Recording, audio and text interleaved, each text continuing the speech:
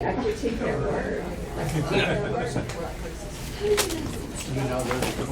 Miss Bonnie?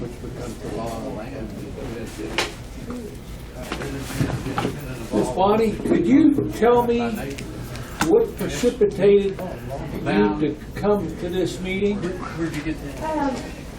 Well, I'm a lover of the law and the Constitution, and I am related to your former chairperson, president, representative. She sits right here. I'm her relative. And so I've been bugging her to invite me. Who are you talking about? Are you talking Ruth? Oh, okay. I've been begging her to invite me, and here I am. And, you know, I prefer not meeting on the Sabbath day because these are sacred hours. I'm a Seventh-day Adventist, and this is sacred according to the Scriptures. So I prefer to be in church today, but instead I'm with you because, you know, the law is the law. God's Word is the law, and the Constitution is the law. So here I am. Can I ask you, might you be interested in becoming a Texian? I'd be happy to. What do I need to do? We'll give you a form to fill out. Okay. I gave it to Oh, her. did you? Oh, okay. Will you Ed said let she me gave be it to one? you. Will you let me be one? And what does that mean? Do I get special status when cops pull me over when I hand a judge their ass in federal court? Do they recognize that as special status? If you pick the cop. It won't do anything for you as far as dealing with the federal or the de facto government. Let me Right. put it that way. The shadow government operation. Right. They ignore it. They say, so what? You know? So, but what it does is it'll allow you to participate in Republic of Texas elections, Oh, okay. and you'll be better informed about the things that are going on, He's got his whole series. and you can be involved with the Journal Assembly through working with Ed. There's a lot of things that are a benefit of it. Unfortunately, these meetings are always on the second Saturday of the month. If we could just shift them to Sunday, it'd be so much better for me. But Glenn is recording them. Now, are you familiar with our website? No, but I'm sure that my relative, the Ruth, Give her one of the blue cards with the coins on it that's got the address on it. Thank you for letting me be such a mic hog today. I just have so many questions. Well, that's the purpose of having this public session, is really to do that. They're good questions. Well, thank you for coming.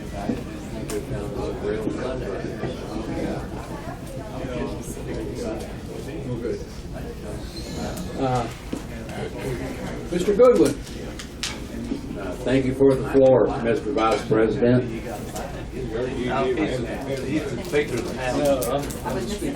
Okay, thank you very much, Mr. Speaker. Don't promote them yet. Okay. I came today and I've requested the floor prior over 5 issues that I wanted to bring to the floor to a joint session of Congress. This one. I've enjoyed hearing the different speakers that have spoken up. Thank you, Michael. Like Bonnie. Okay, and I'm going to keep my 5 points short. And as a matter of fact, after listening today, I've decided that my 5 points are mostly moot points now, and that there's only a couple of things that I would like to say in response to the outcomes and some of the discussions that have happened in this meeting. So, the first thing I would like to say is the last debate that we had, and it's not really a debate, it's more of a discussion with open floor questions and things that happened and said. And as I'm observing the conversation and the flow of the conversation the way it went, I would like to ask a question. It's rhetorical in nature, doesn't require verbal answer, but I would like for you to think on it in your head. say one walks along and he falls into a pit, a big hole, and it just happens to be full of any number of amount of rattlesnakes. Now in Texas we know what a rattlesnake is. And just for fun, let's throw a few copperheads and coral snakes in there too. And let's say that there's so many of those rattlesnakes and vipers in the bottom of that hole, that pit, that one happens to just fall into by not paying attention, or perhaps the person is not in his right mind and he jumps in this hole. It doesn't matter how this one person gets in there. It's the fact that he ends up in there with all those vipers. So my question would be, what would you do if it was you that fell into this hole of vipers? Okay, now it doesn't require an answer. It requires a thought. It requires deliberate, life-saving decision that should happen quickly, and all other things that might run through your head or mind about being in this hole of vipers with these snakes. Now, the conversation and the discussion that I just got through listening to, different things, brought on by our illustrious Texian here, sitting where I'm sitting right now, and then what was brought on is that I get the idea that the majority of people in here would rather stay in that hole and argue with them snakes. I don't think snakes are going to argue back. They're only meant to do one thing. And why God put those vipers on earth, I haven't really figured that part out. But if they survived the flood and came over on the ark and they are still here, they've got to have a purpose. But the rhetorical question is, now you're in a hole and it's full of vipers, and you want to argue with them, or you want to take them to court, or you want to claim UCC, or you want to claim U.S. Code, or you want to claim Universal Code, Commercial. It doesn't matter what they're actually called, but there's vipers. So you're sitting there arguing with them. So that is just my rhetorical question for thought, that to make you kind of think what's going on. Now, I admire you for going to court and wanting to really fight and do your due diligence and the best you can. Now, my second point that I'd like to make, with that being a premise of what may follow, and I'll slow down and kind of get my thought on this as far as what's going on.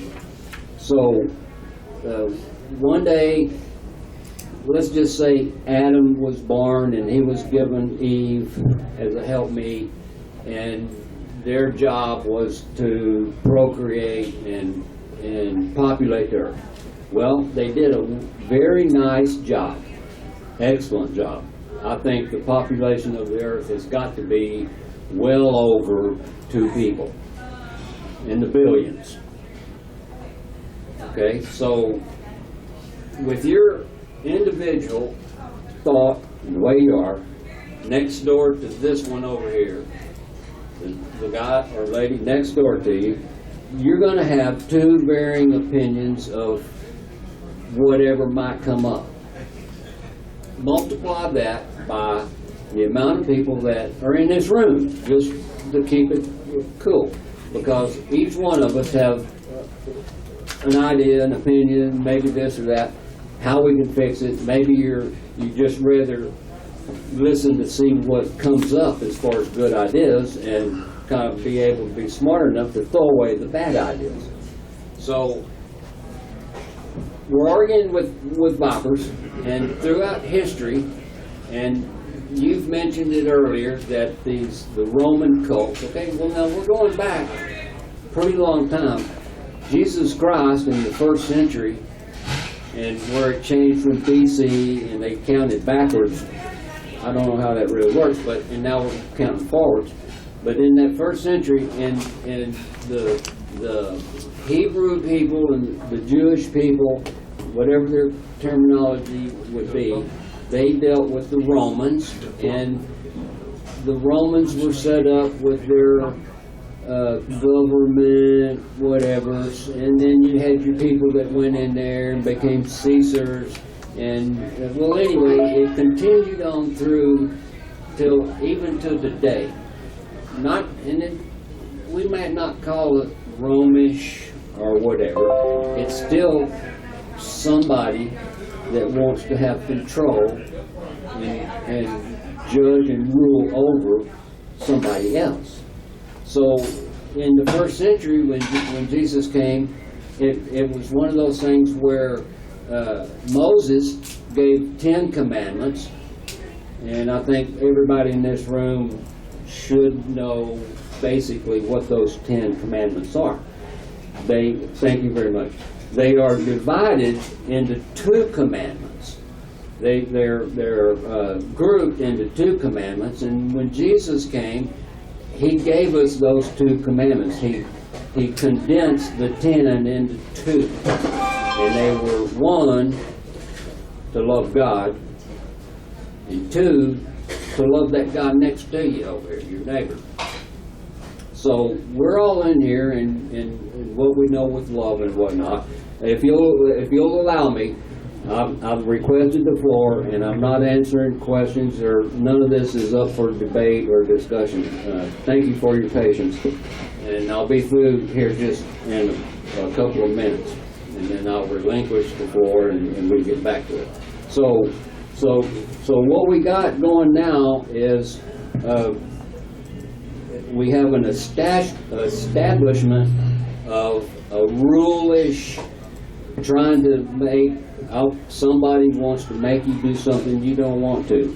So there was this through Hammurabi and various other examples through history of oligarchies, anarchies, self-rule, and all these different governing type events. It came, common law happened to come up, and God, when He created man, He charged man to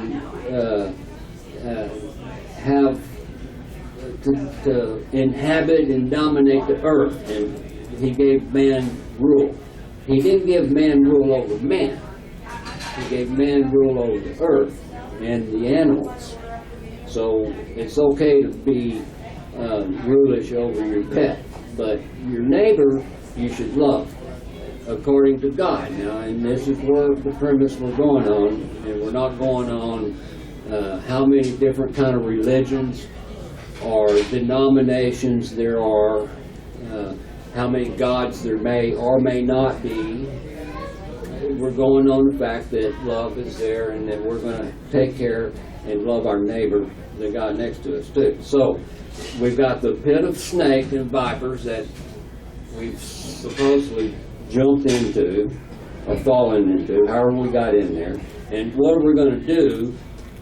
Because we certainly are not going to govern those snakes or argue our way out of that pit.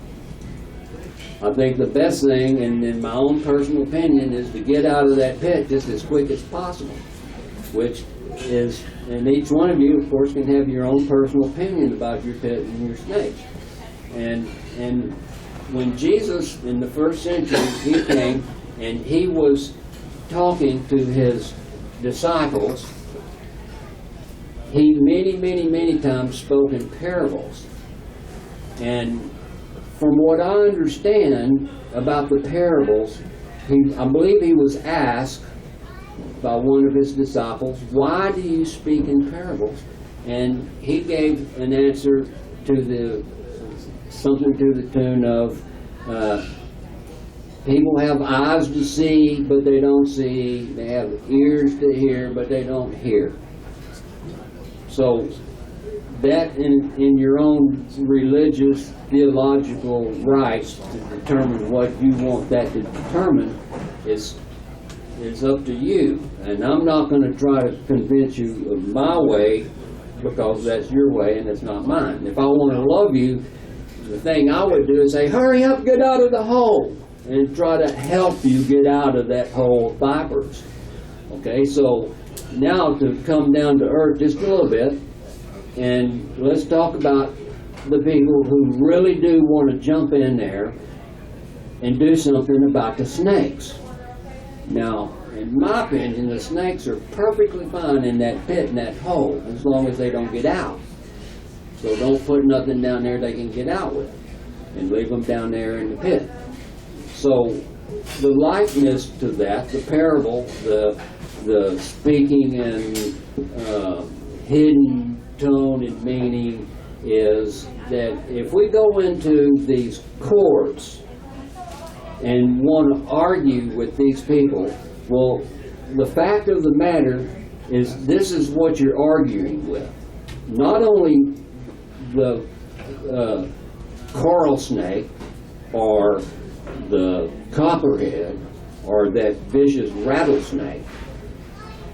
The laws and the codes and the statutes, those are all three different things, and they all mean different things, and they all use different words to mean what they mean, and sometimes they may even use the very same words.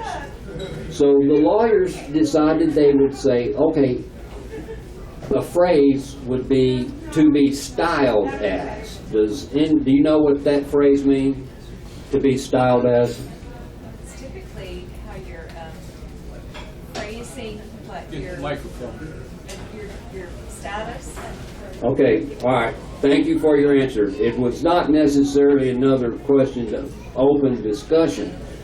The important thing is that words, language, lexicons, the law, statutes, the codes are different way of saying, or the same way of saying different things.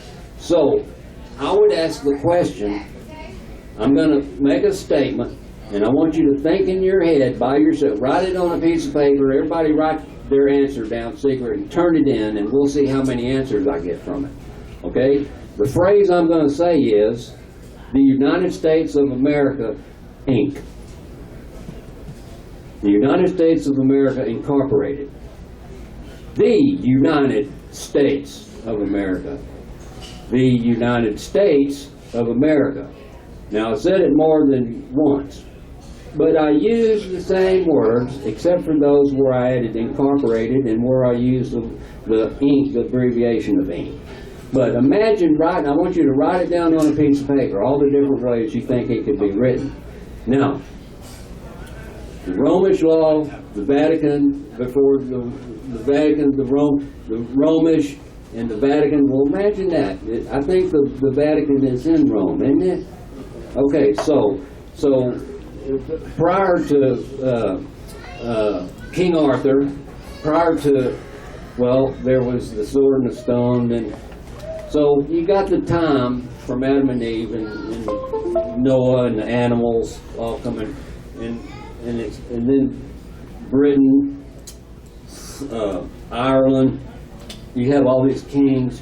You have these titles of barons and dukes and things, and then someone decided the earth wasn't flat, and that if you went far enough out into the water you would not fall off the earth, but you'd end up in India. So there was a trade with India started because they had things, and these people over didn't know what it was, so they started trading, and there was a term we call commerce perhaps happening and going on the sea. And so you had this land-based people and thought, and then all of a sudden now you got this sea-based, and then with the Vatican and all that, well, the Pope is definitely of the air and things. So there's three different kind of jurisdictions, And again, you can, in your own minds, and each person can think of this this word, this phrase in any number of ways. So the point being, and I know I'm being wordy, but I haven't gotten rid of the 5 things I wanted, and now I'm only really talking about 1 or 2. And I'll be done here in a minute, I promise. I'm trying to make a point, and it's hard for me to make a point because it's impossible to make a point with just a sentence or a word, because everybody's got their interpretation of what I'm trying to say, and the thought that I have in my head and in my heart, and I'm trying to communicate that over to you. I want you to receive the thought as I've developed it into my head and from my heart, but it won't happen because your head and your heart are already developing it even before I finish saying the sentence and putting it into some other terms. So jumping into a bit with snakes is not something you want to go in there argumentatively about. You want to get out of it. You want to stay away from it. You don't want to get involved with it. So if in fact you are the type of person who likes a good challenge, if you do jump into that pit of snakes, make sure you take the proper weaponry. Because we are talking life and death. We're not talking about winning a debate. We're talking about life and death. So if you jump in there, the right weaponry, you got to make sure that you kill all 3 kinds of vipers that are in there, and in their multitudinous. So our court systems and all these arguments and these debates and questions, how do I do this and this, and what are the right words if we go in there and do that, the snake ain't going to matter what words you use. Now, going back to the governments that have progressed through, and as the colonies were established in America, they were established under a contract with the king. Nobody had boats. It wasn't a private enterprise to come over here on a boat and then to be able to come over here. And when the colonies come over here, and the word colonize was not necessarily there. They didn't bring it up. They came under somebody else's thought. Well, yeah, we'll go over there and help you colonize it. So there were certain treaties and documents of contract that were established by the people who had the boats and the money and the means to get these other colonists over here. And then once they came over here, not only did they have to do according to what what they agreed to do when they got over here by the rules established already. Now let's think, for instance, of the Magna Carta. Let's think of when they come over here, and then there was the Confederation, the Articles of Confederation, and how they decided they would go together. And let's think about how the contract that they came over, now time has gone by and other things have happened and new things, and we want to progress and we want to go forward with things. So now, all of a sudden, these guys are over here and they're going, well, I don't like that. So they had a tea party in Boston and other things happened, and then it turned into the rebellion, and all of a sudden now you got these blue coats against the red coats. And if we want to continue that thought, it went farther through time in the Civil War right here on our own land. It was the gray coats and the blue coats. If you look at the official documents of the War Departments, plural, of the Union and of the Confederacy, the official documents of the Union said, on the title of the front page, on the front of the books, says rebellion. of the southern states. I'm having the wrong words, excuse me if I do, but it uses the word rebellion. And the southern states, their official record of the wars was the War of Northern Aggression. Same war, two different boats, two different sides, and who won that war? Thank you very much. You really want to say, well, the North won it because the South had to do this. He's correct, but where I'm going with this was the North really did win that war. It didn't. So there's a duality that happened right here, just in just a statement or two of trying to answer an answer. And it's jumping into a snake. If we want to go in there, a snake pit, if he and I wish to go in there and discuss some of the finer details of why do you say that we didn't, and why do I say that the Northern did? Well, nobody really won that war. The thing is, we're still in the war because through the commerce and through those contracts that were made, which is the whole reason why people started rebelling in the first place, was that people wanted to be free of the contracts.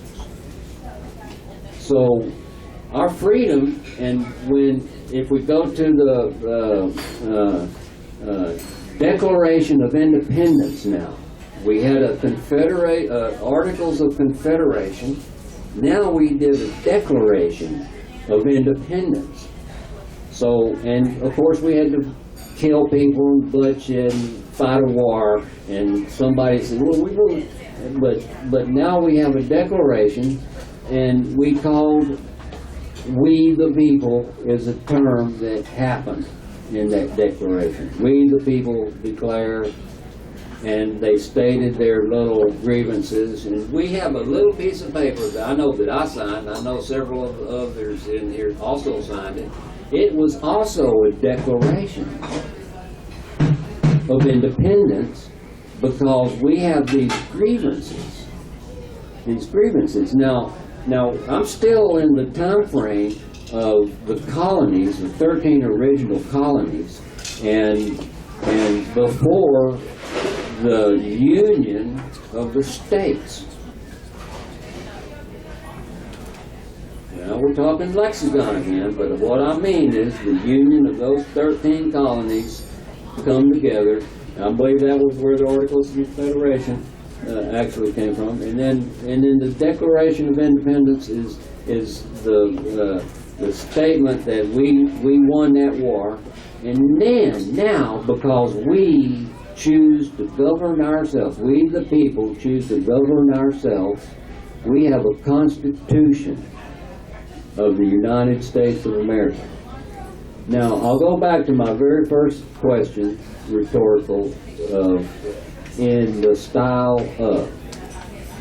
So, the wording that was used, that was written in ink on that paper,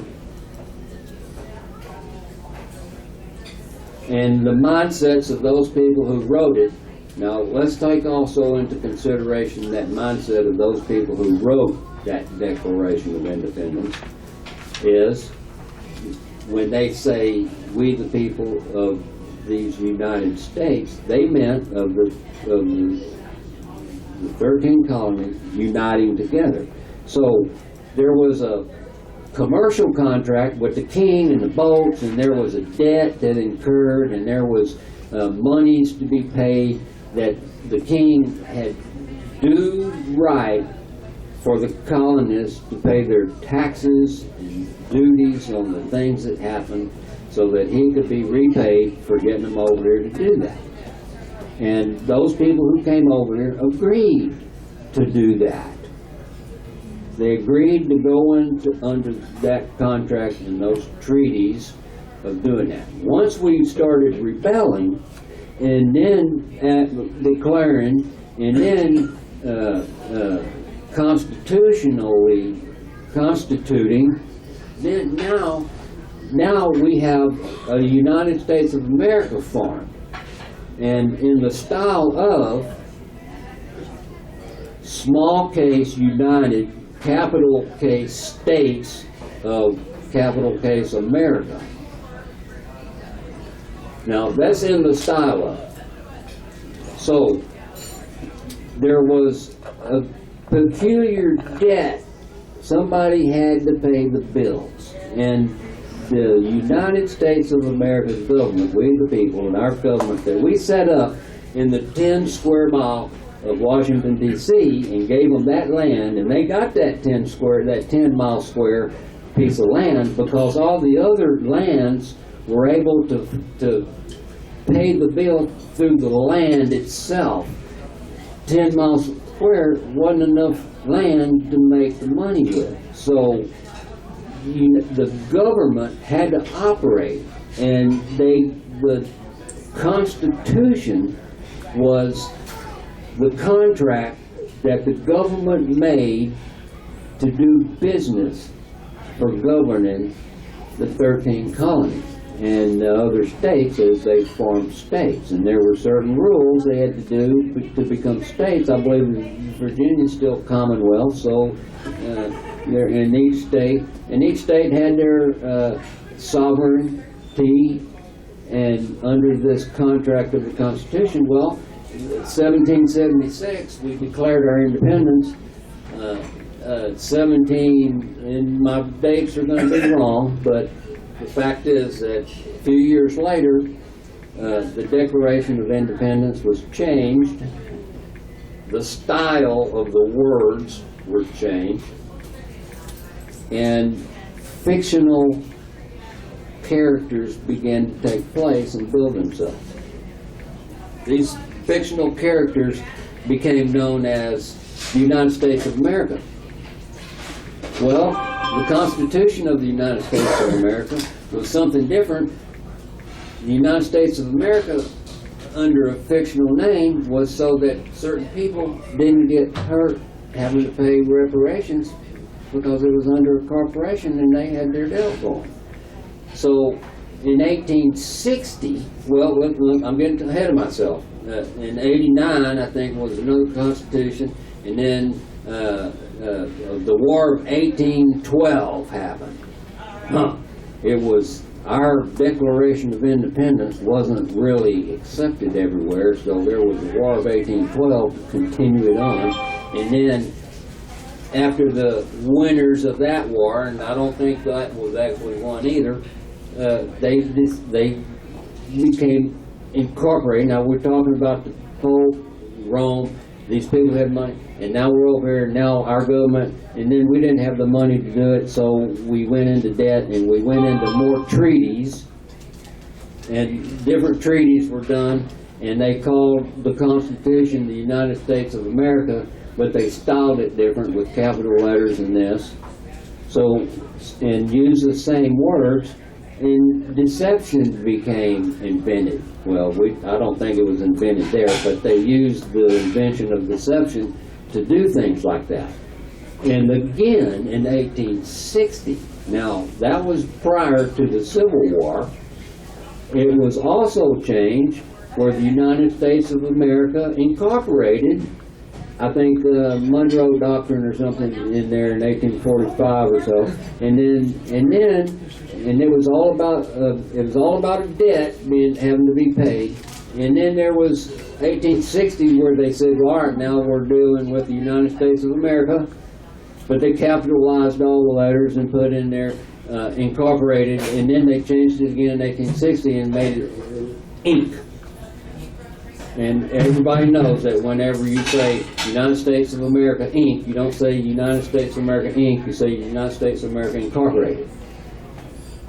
Lexicon, words, pit of vipers, deception. No, so I admire people who really want to go out there and be in this battle and all. Now, I think Civil War, I think we pretty much covered. Well, we didn't, because if I'm thinking about it, all of a sudden now we've all dealt with money. It's all been about the money so far, and now we've gotten ourselves to banks in 1900s. We've actually gone through another century, and 1918, World War I. There was another little thing going on there, you know, and I don't think that war was won either. And then 1932. Before 1932, President Hoover was in office, and in 1929 there was the Great Depression, and we're dealing with the money and bankruptcy going on, and the banks came to the president and says, "Oh, we have an emergency," and you know, Lincoln said we have an emergency. And all of a sudden, Civil War, and then it really wasn't ended. War was never really declared, but they said it was the Civil War, and then there was one, and the President Lincoln got shot before he was able to say the war is over. So we're still in this war, and I don't think it's just the Civil War or the War of 1812 or whatever, because all the way back to whenever man decided he wanted to have an argument in war with his neighbor, okay, and go against the Primus deal. So now here we are, 1932, Hoover has to deal with this banking disaster, and he's at the end of his term. Roosevelt has won the election, and he's fixing to take office, and Hoover's still in office, and he's seeing this document. The banks present him with this document of an idea to fix this problem, and Hoover's looking at this document, and he lays it on the table and leaves it on the table, and Roosevelt comes in, and he's got this document on the table, and he deals it. Now, what the banks were offering to Hoover did not want to do it, because he did not agree with making the people of the United States enemies of the state. But I guarantee it, Mr. Roosevelt sure picked it up and said, well, that's a good idea. And that's what war we're in, to bring it down more to home, is that we're enemies of the state. We are not we the people, and we are not counselors at law, and we are not welcome in the courts.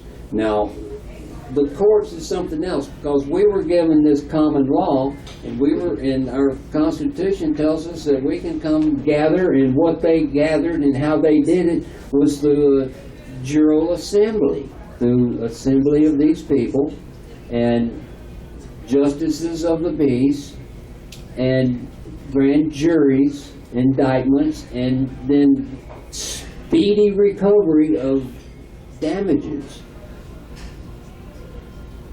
Now we got these people called bar members and lawyers, and we got these contracts of indenture that we go under jurisdictions. The Pope has the jurisdiction of the air.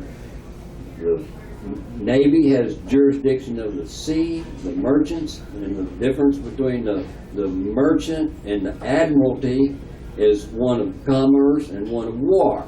And then we have the jurisdiction of the soil.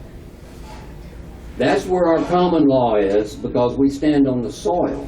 Now, if I do business across the ocean and I want my cotton that the southern states are doing so well with, and actually making a living and profit off of it, and doing even more money by sending that over yonder across the sea under these merchant laws of commerce, and using our slave labor to do it cheaply and wisely. Now, I'm not condoning slavery, because I really believe those people were the worst of all of us that got the worst end of the deal and never had it good, because they had their own land and soil that they wanted to begin with, and they got robbed and stolen and taken over and kidnapped and brought over and made slaves.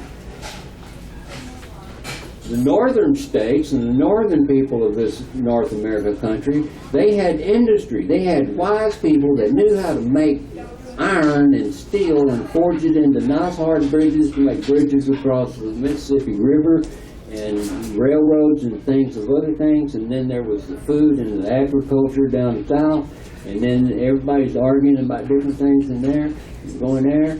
And going there, and now here we are over here arguing and trying to say, well, what about this or what about that? We've been in court, and I'm going to fix it in court. I want to take mine, I've got to get mine.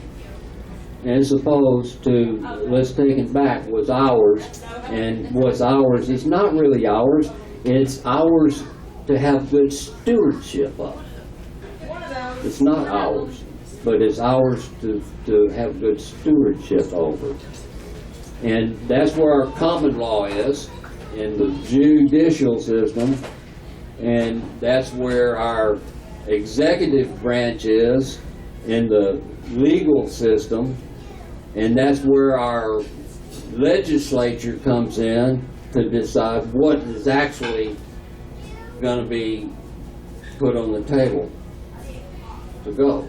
So we have to love each other, and we have to go forward and make progress. So we've come to the 21st century, and since 1845 and the Monroe Doctrine and Dred Scott and all that other stuff, they went in there and argued and debated and all that, and never really coming to any solution. And now here we are. So we're here as the Republic of Texas because Moses Austin came over into this land and he negotiated with the new Mexican nation, the Republic of Mexico, 1824, the Declaration of 1824, on the Mexican side of things, and agreed to settle the lands of Texas under the Mexican rules of engagement, under that contract. I've also read where the generals under the Mexican army, because the Mexican Declaration of Independence got corrupted very early on, and the generals and the despots of there decided to start going against their side and making breach of their contract. So the Austins and the Texans that were over settling the lands legally under that lawfully under their contracts said, and what did our Declaration of Independence say? What is written in that document right there that we signed today is the word grievances. So the Republic of Texas rebelled, fought their wars. They fought justly their wars, and people were slaughtered in Goliad. They were slaughtered in the Alamo. They chased them down towards San Jacinto, and then by a streak of God's grace, they were put down, and Texas won its independence. And they created a Declaration of the Republic of Texas, and the wording in the Declaration of the United States of America, and the wording in the Declaration of the Mexican government there and their deal, and the wording of the Republic of Texas and our deal is very, very similar with very few differences. And it all is based upon the sovereignty and the freedom that we have as individuals. And the only rule of law that we must obey, we don't even have to do that anymore on the first one when we love God, because we've actually now say that we can love whatever God would want to. We have that freedom. Which, to me, if I wanted to add a little side comment in there, if you're not for God, you're against me. So the other leader of that world is Satan. So yeah, I agree with you using those satanic terms and whatnot, if that's what you want to describe it by, because if you're not doing it by God, then that. But I'm not sitting up here trying to force you. Thank you very much. I'll finish in 2 minutes, I promise, 2 minutes. So the basis, and I'm really at the finish now, because what we've got is our judicial, is our jural assemblies. That is our, I believe that is going to be the way that we got to go, and we can't fight their fight by going into their various rules and statutes and codes and all this. We've got to do this. We've got to take back the soil, and we have to have living, breathing people on the same side to do it. And I believe this is what we're trying to do here with the Republic of Texas congressional meetings here. I believe that's what the national assemblies are trying to accomplish. And whether we're the Republic of Texas doing business as a government doing business, or whether we're the state of Texas under the Union of the United States doing business there, we have those very same things that we're striving for, and it's going to be under these General Assemblies that is our way of jumping in that snake pit and dealing with those snakes and the things that we have to deal with. So thank you very much for the floor, and Mr. Speaker, and the rest of you for putting up with my long-winded thing, but that's where we're at. And we're not going to do it with a lexicon and words, saying words and arguing and all that. We're going to have to do it in love, and we're going to have to do it in smart, intelligent, what tools were given us to operate under. And that's where we're going to figure out how to get with the people of the lands of this world today, whether we do it right here in the Republic of Texas or the United States of America, or nationally through the North American continent, and internationally through what in the world. And right now we've gone beyond our boundaries of normalcy, and we're up there in space in such a hostile world. So thank you very much once again, and next time I'll promise I'll try not to be so long-winded. Thank you.